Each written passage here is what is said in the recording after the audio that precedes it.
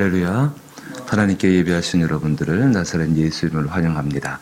그리스도의 평강과 은혜가 함께하길 원하며 찬송가 341장입니다.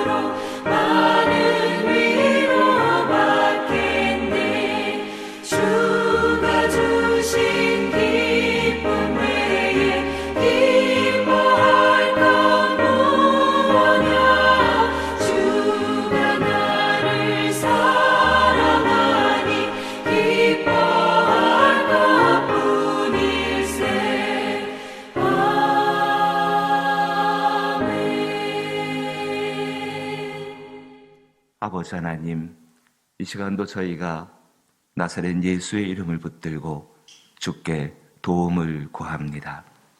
이 세상을 믿음으로 살며 이 세상 가운데에서 그리스도 예수를 쫓아가는 삶이 되기를 소망하여 주 앞에 기도합니다. 세상은 우리를 흔들고 또 삶의 여러 가지의 정황들은 우리를 무겁고 힘들게 합니다. 주께서 우리를 살피시고 주께서 우리를 붙잡아 주시고 주께서 우리를 인도하실 줄로 믿습니다. 우리의 심령이 주 앞에 깨어 있어서 그 주님의 선하신 인도하심을 따라가게 하여 주옵시고 그 가운데 주께서 허락하신 것들을 통하여서 주의 선한 일에 힘쓸 수 있는 은혜를 더하여 주옵소서. 삶에 맡겨진 많은 책임들과 부담감들이 있습니다. 진실로 우리의 가족을 돌보고 또 우리가 맡은 모든 일들을 돌보고 무엇보다도 주의 피로 구원받은 영혼을 돌보는 그 일 가운데에 우리 하나님 인도하여 주시고 이끌어 주시어서 이 모든 것들을 온전히 감당함으로 말미암아 잘하였다 칭찬을 들을 수 있는 주의 사람들 되게 하여 주옵소서. 오늘 우리가 무엇을 선택해야 한다면은 많은 사람들에게 유익을 줄 수 있는 성령의 길을 따라가게 되기를 원합니다. 기도를 들으시고 이끌어 주옵소서. 예수님 이름으로 기도하옵나이다. 아멘. 오늘 함께 대하실 말씀은 열왕기하 5장 4절로부터 7절 말씀입니다. 구약성경 567면에 구약성경 567면에 열왕기하 5장 4절로부터 7절, 열왕기하 5장 4절로부터 7절입니다. 한 절씩 번갈아 읽어보지요. 제가 먼저 4절을 읽습니다. 나아만이 들어가서 그의 주인께 아뢰어 이르되 이스라엘 땅에서 온 소녀의 말이 이러이러하더이다 하니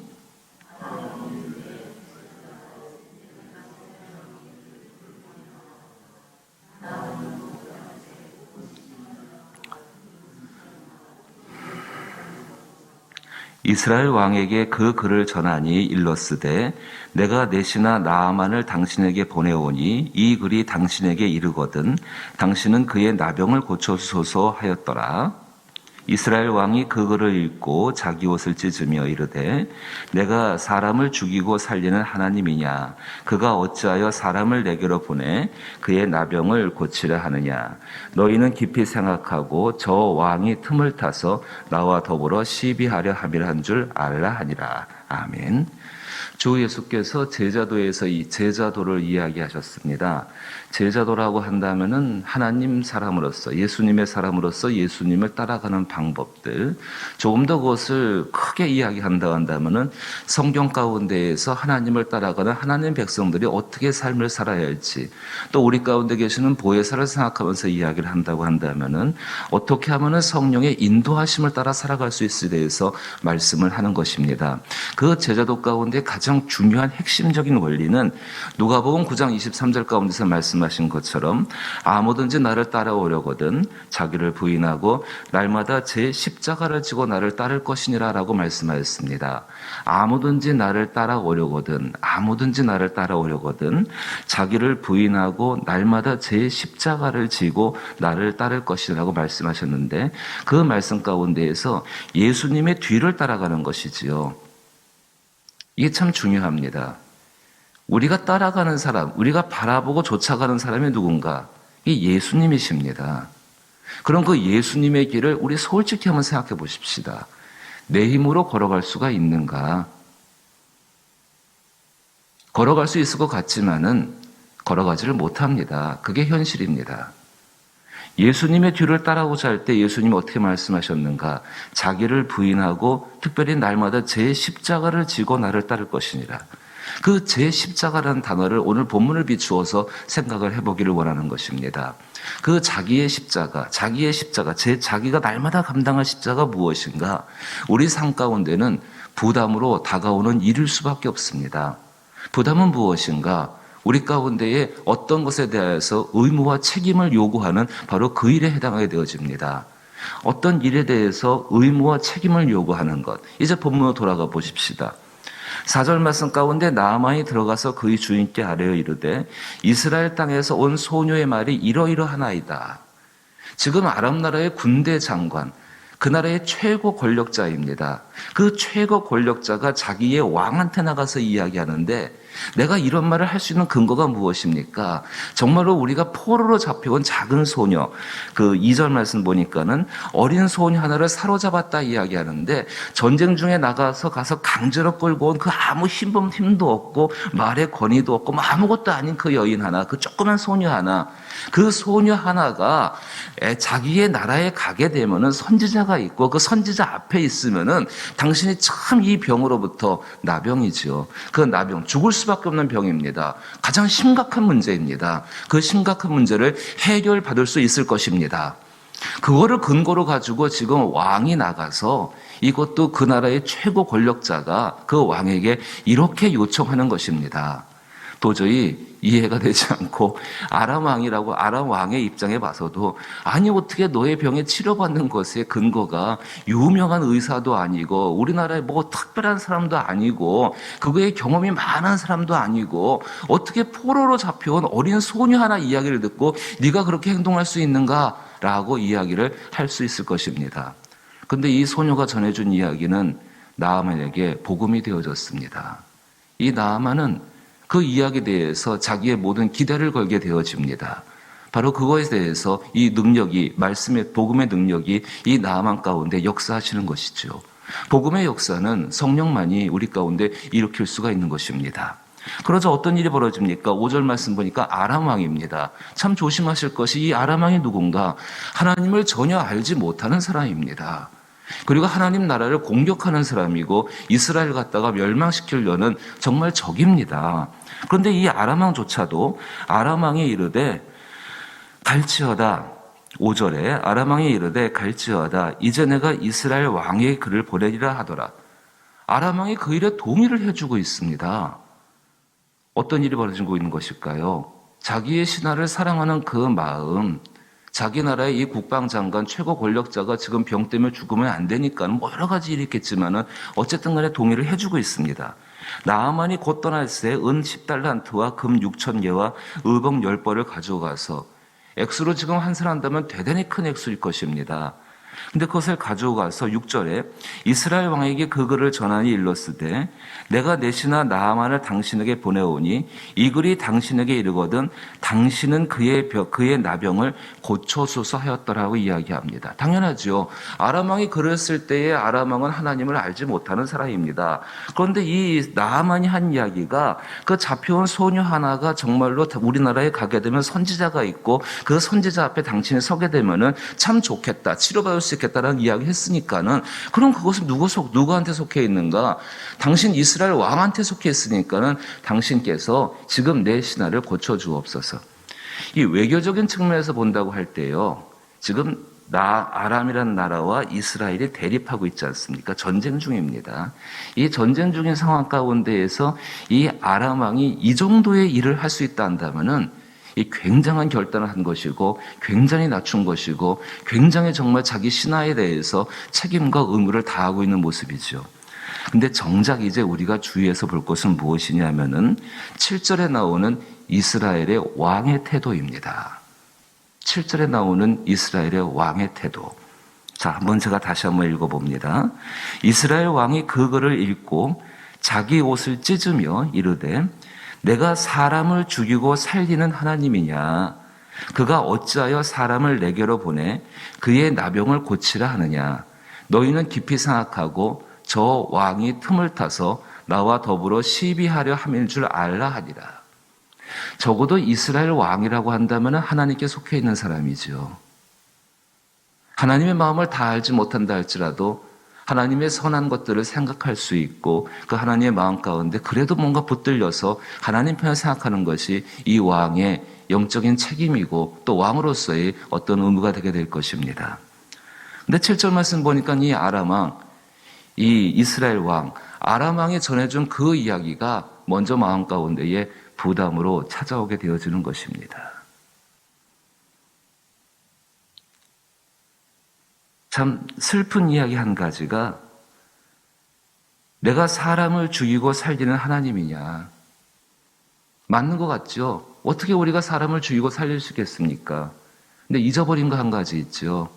이 사람이 하나님께 속해 있는 사람이라는 거. 나는 사람을 살리고 죽이지 못합니다. 그건 우리 영역의 밖의 일입니다. 그 영역의 밖의 일에 대해서는 우리가 어떻게 할 수가 없는 것이죠. 하지만 우리가 어디 안에 속해 있는가 생각해 보십시오.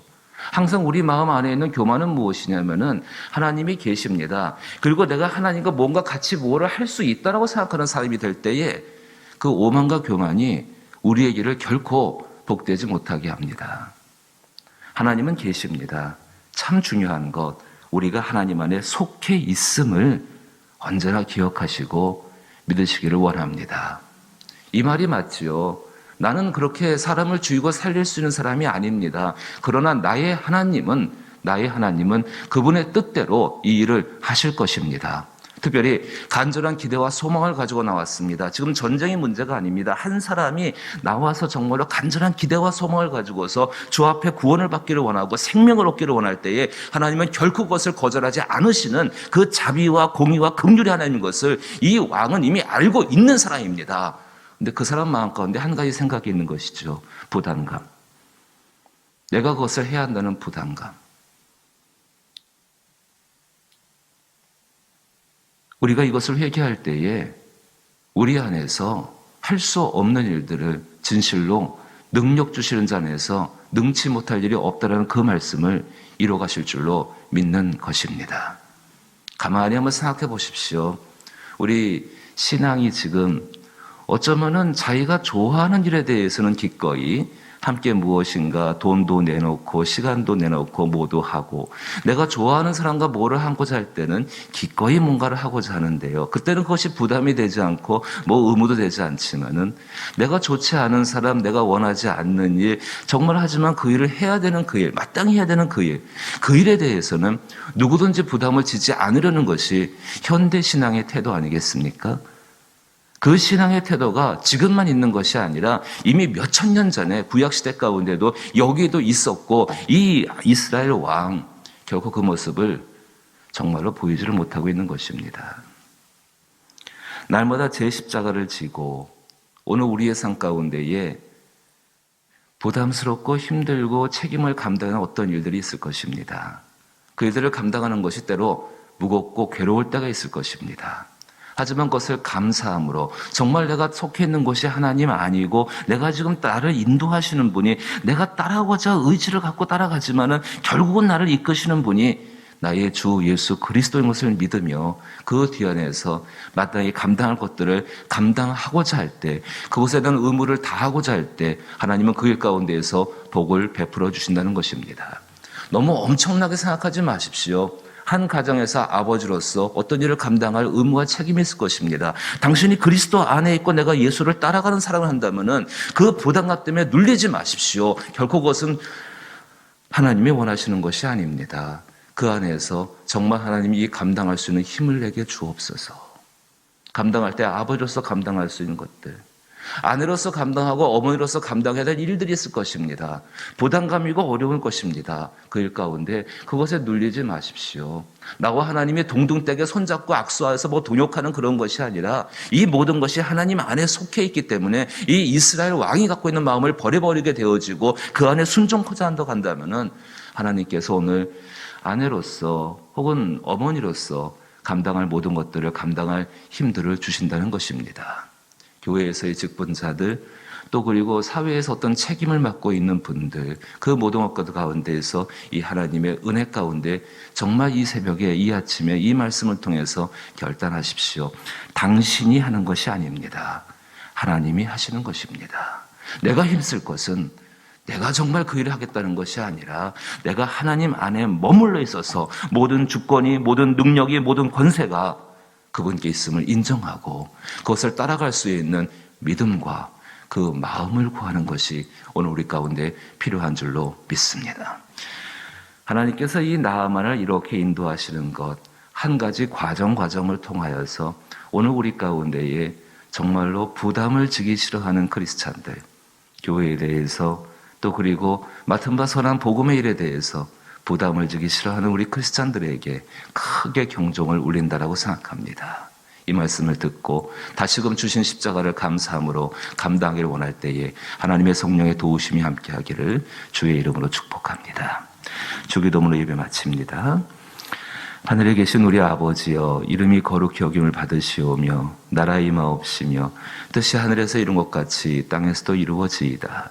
오늘날 우리에게 일용할 양식을 주옵시고 우리가 우리에게 죄 지은 자를 사하여 준 것 같이 우리 죄를 사하여 주옵시고 우리를 시험에 들게 하지 마옵시고 다만 악에서 구하옵소서. 대개 나라와 권세와 영광이 아버지께 영원히 있사옵나이다. 아멘. 오늘 내게 주신 십자가를 감사함으로 감당할 수 있는 한날의 삶이 되게 하시고, 회피하고 외면했던 것들이 있다고 한다면은 주여 회개하며 이제 감당할 수 있는 믿음을 더하여 주옵소서. 기도하시게 되기를 원합니다. 그래서 자신의 삶과 그리고 여러 가족의 삶들과 그리고 여러 일들을 살펴보시게 되면은 정말로 이것이 내가 주 앞에서 부족했었구나라고 알게 되어지고 그 일 가운데 그것을 위해 기도함으로 말미암아 그것 가운데에 하나님의 임재가 일어날 줄로 믿습니다. 나라와 이 땅을 위해 기도하시고 코로나19 가운데에서 이 병이라는 게 오래다 보니까는 마치 익숙해져 버렸습니다. 근데 긴장을 늦춰서는 안 됩니다. 굉장히 위험한 병입니다. 이것을 깨어있게 하시고 정말 경각심을 가지고 끝까지 방역에 힘쓰게 하시고, 그러나 영적인 뒤로 물러가는 것이 없이 경건 생활에 힘쓰게 하여 주옵소서. 기도하시고 또 우리 구역장님들 또 특별히 당신의 구역들을 사랑 가운데 잘 돌보셔서 이 어려운 때를 잘 이기게 하여 주옵소서. 특별히 우리 수험생들을 위해서 이제 기도할 시간들이 얼마 남지 않은 것 같습니다. 수험생들을 위해서 기도하시게 되기를 부탁을 드리고, 자녀들을 위해 기도할 때에 정말 우리 자녀들이 주의 은혜 가운데 크게 은총을 받은 사람들이 되게 하여 주옵소서. 또 교회와 선교지들을 기억하시며 기도하시게 되기를 원합니다. 구원받을 영혼을 위해서 기도하는 것은 마땅한 일입니다. 함께 기도합니다.